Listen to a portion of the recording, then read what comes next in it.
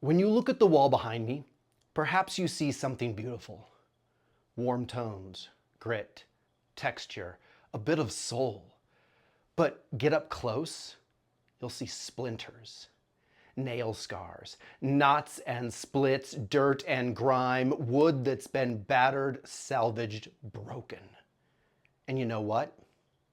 It's not just beautiful, it's perfect.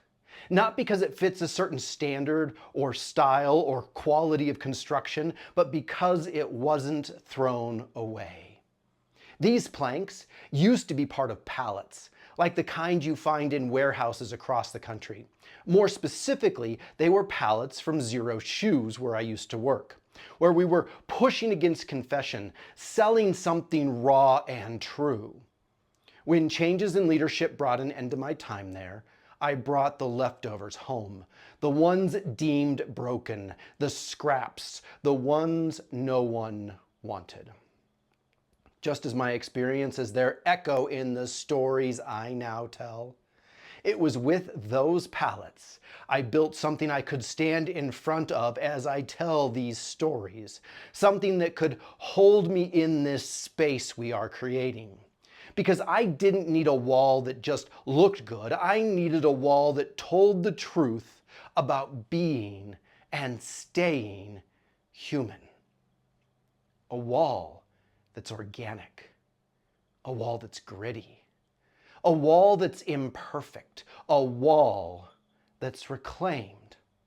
A wall that says, you are not just another brick. You are a unique and valuable plank. I grew up as another brick in the wall continued to echo through the culture. My first exposure to Pink Floyd's Anthem of Defiance came a few years after its release.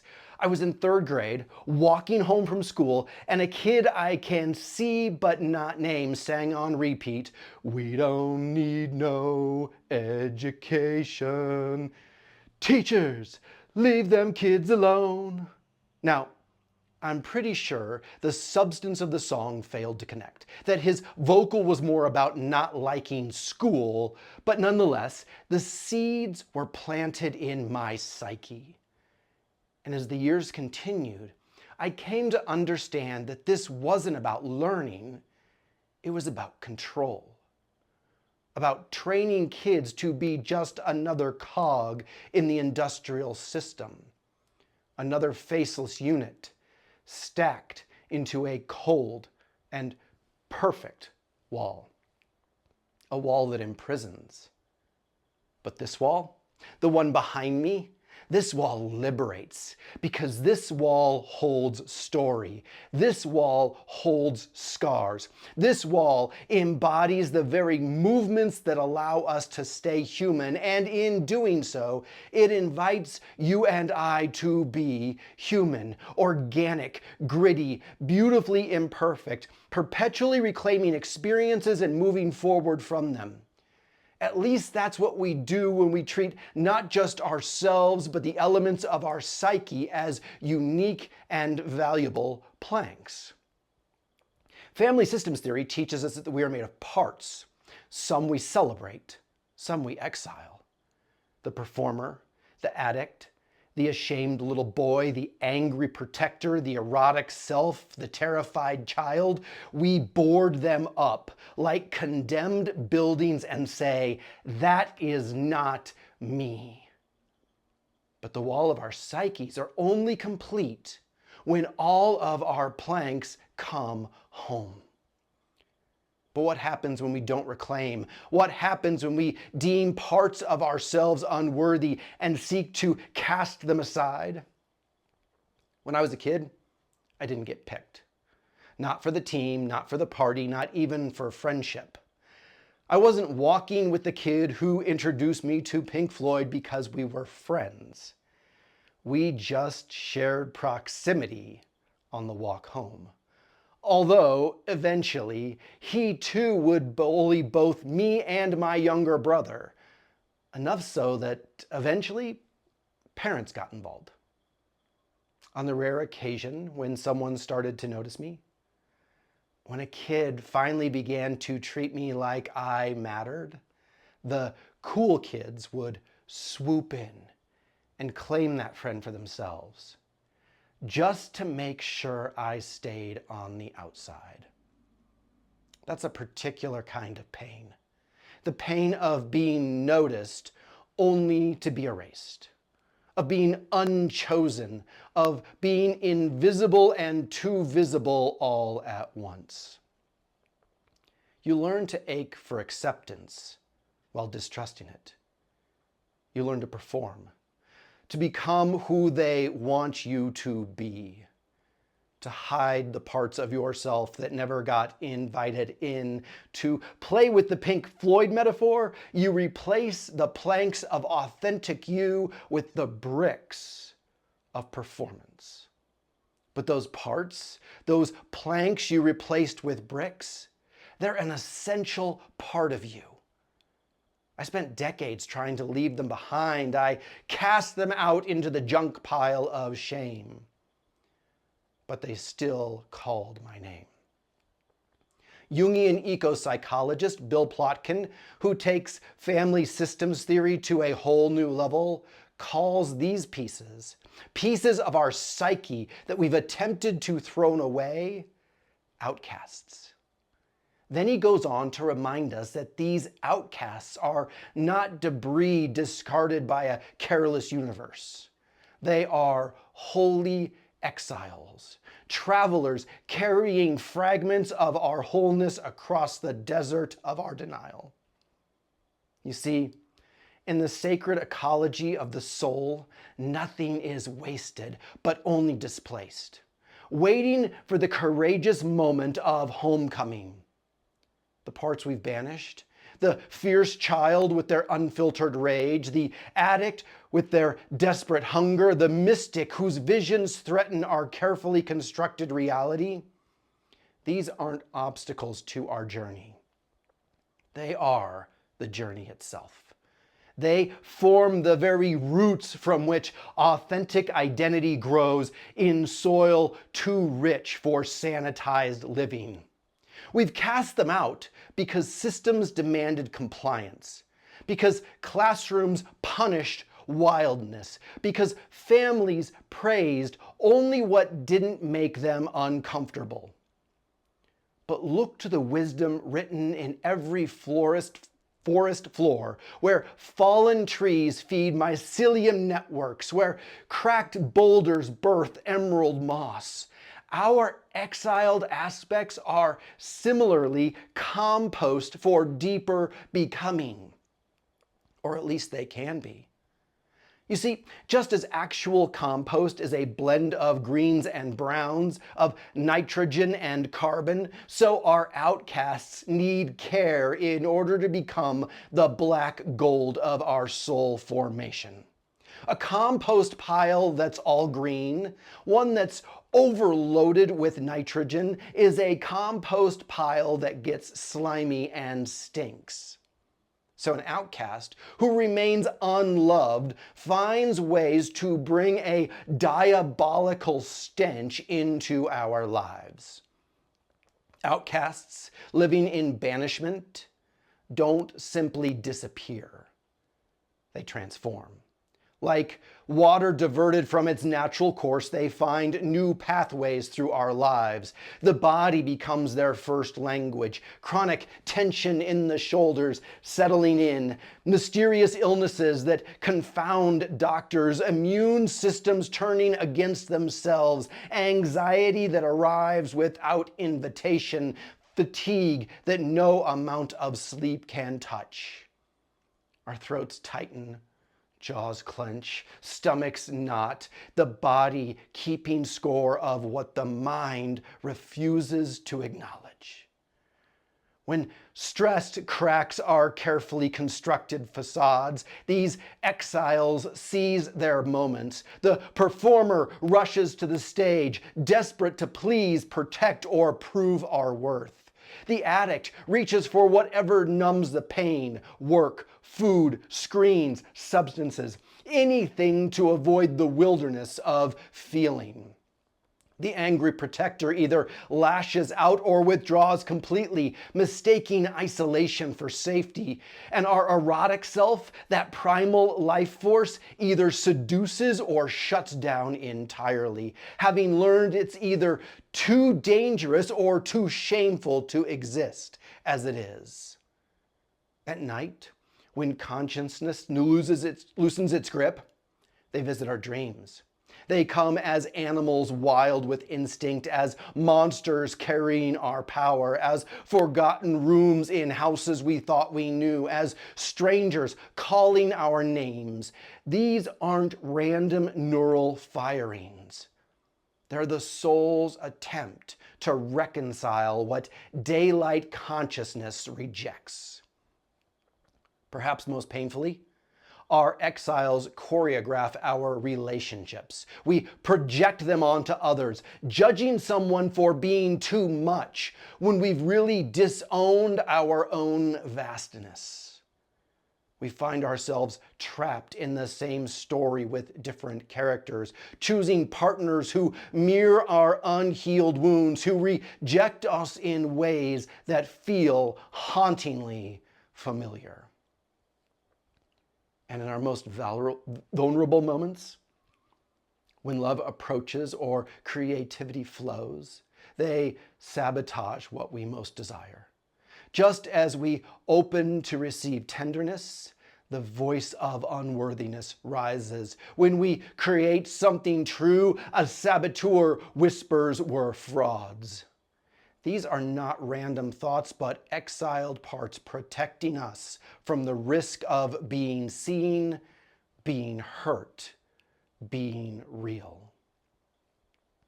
Sometimes our outcasts hide in plain sight, disguised as virtue.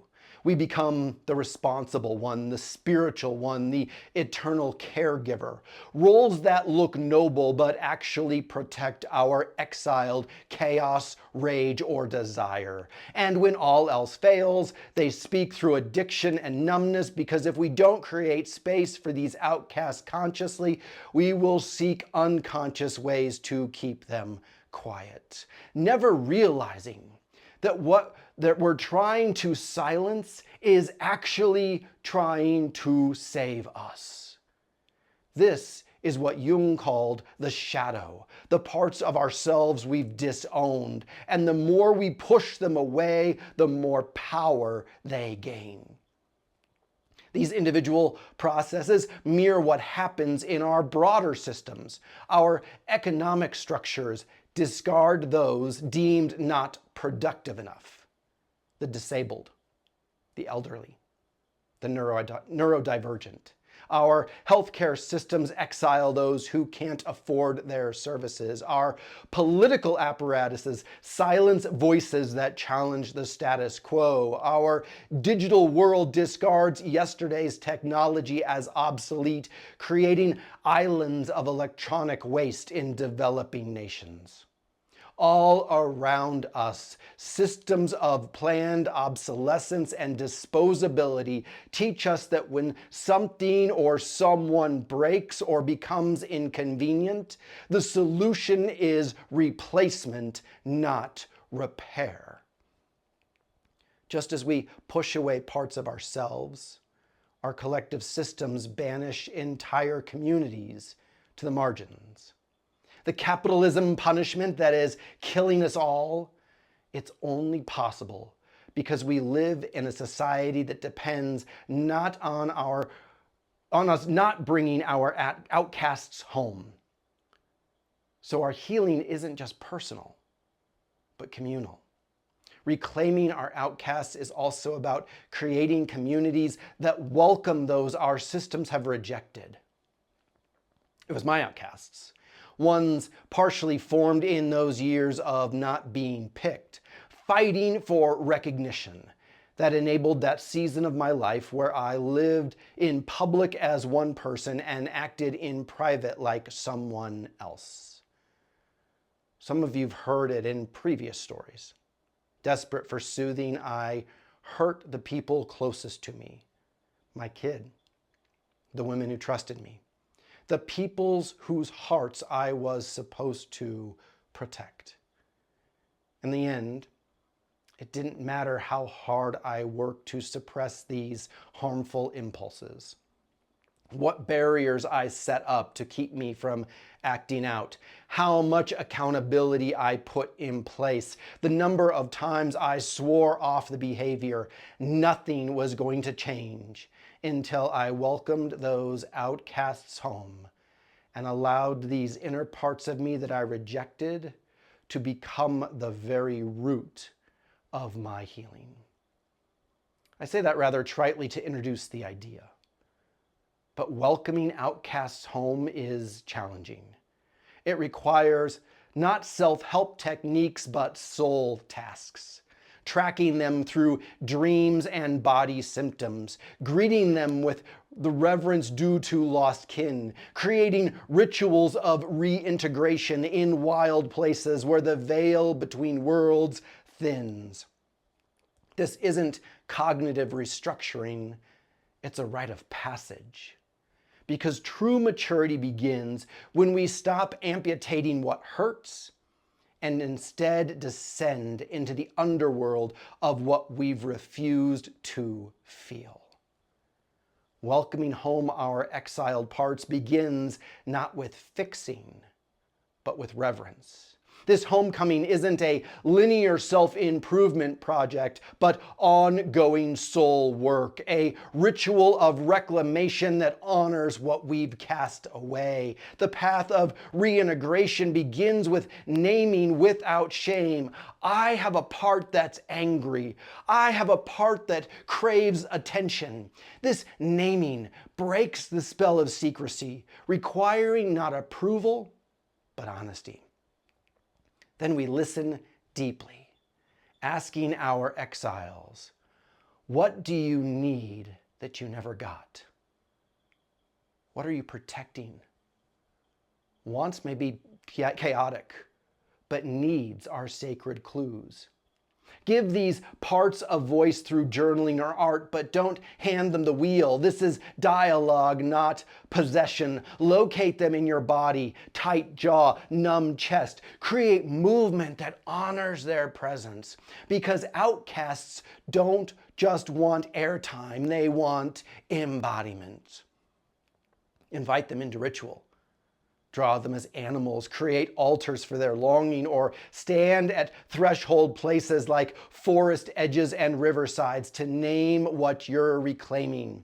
This isn't performance, it's initiation. Then let them be witnessed by just one safe person, because shame dies in presence.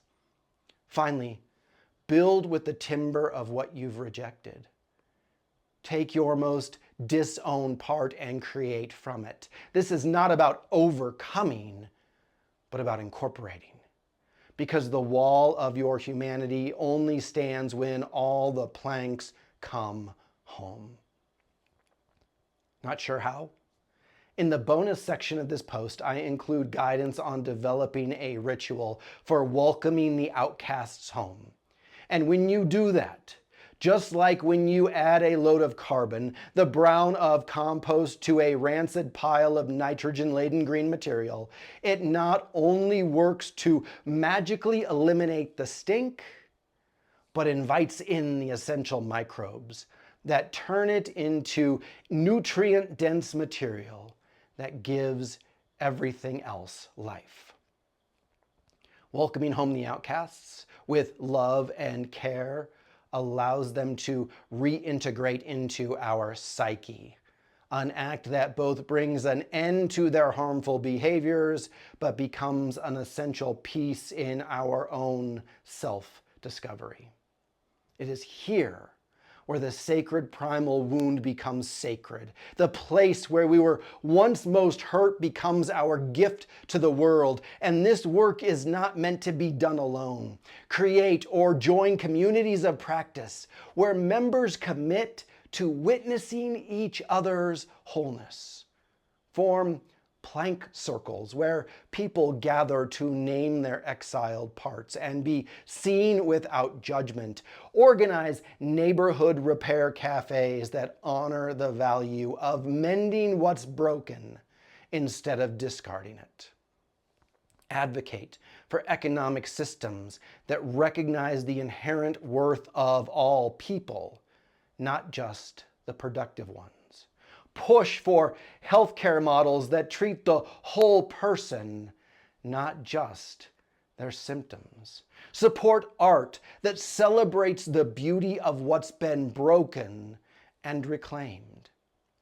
Because individual healing and collective transformation are inseparable. The same systems that teach us to reject parts of ourselves also condition us to reject parts of our human family. When we learn to welcome home our own outcasts, we develop the capacity to create communities where no one is disposable. It's an image that cuts to the heart of the earliest forms of the Christian faith, although it's one you'll rarely hear in American churches today. Churches that are far more interested in sin management or covert hypocrisy than actual healing. The image originates in Psalm 118, where the Hebrew poet writes, "The stone the builders rejected has become the cornerstone." They're words that Jesus used to warn the religious leaders of his day that what they planned to discard was foundational to God's plan for all of creation.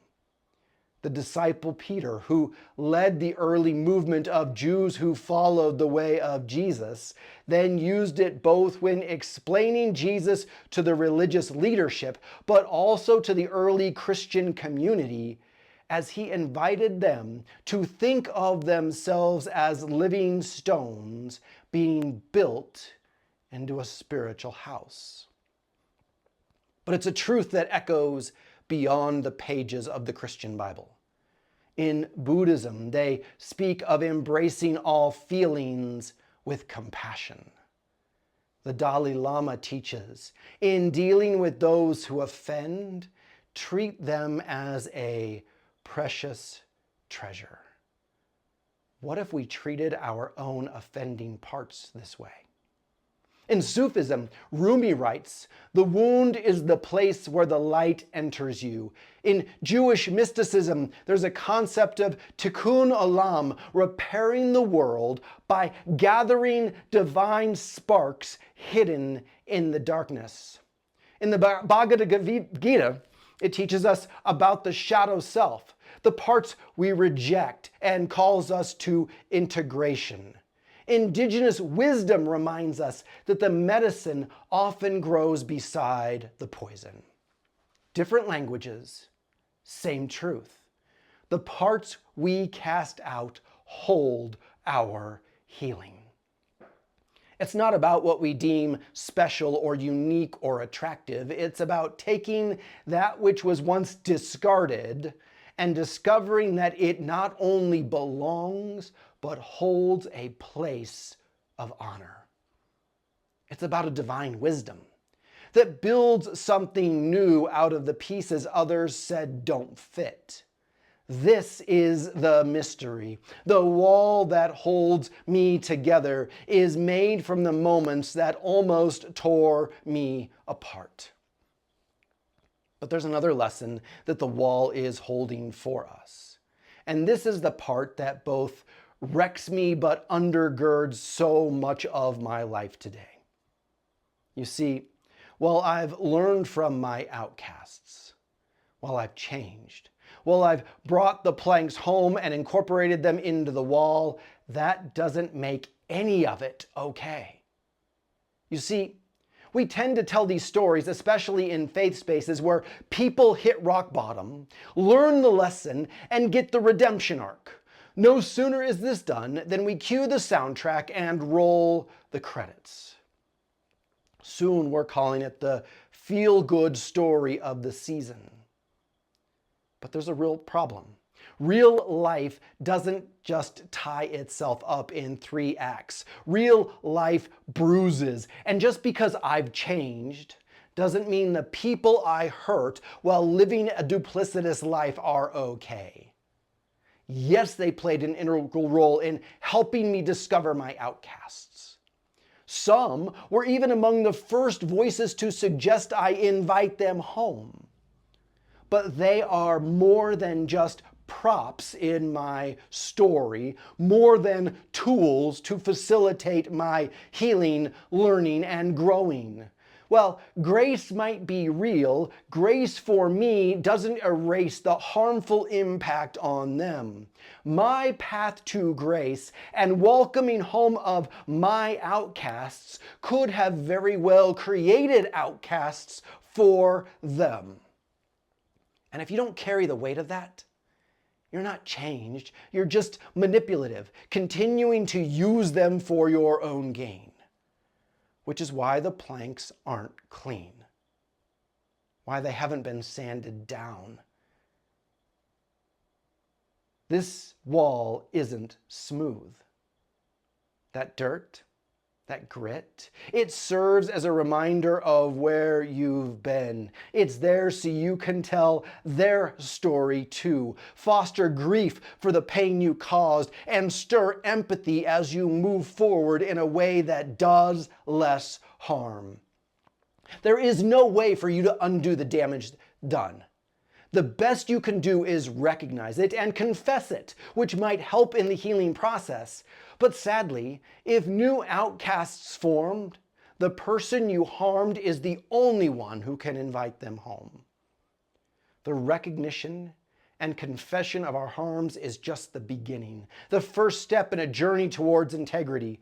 While those we've hurt may never fully trust us again, and that is their right, we can still model what integration looks like.